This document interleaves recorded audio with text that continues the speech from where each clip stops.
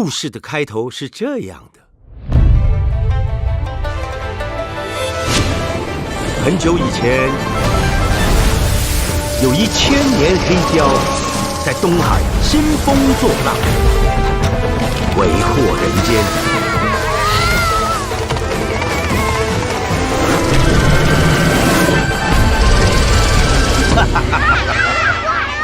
我把我这个故事都写在这本书里面了。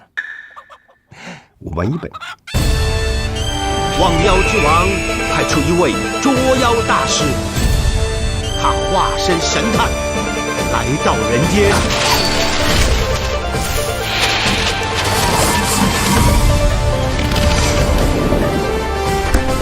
天地妇人，大道必将，走！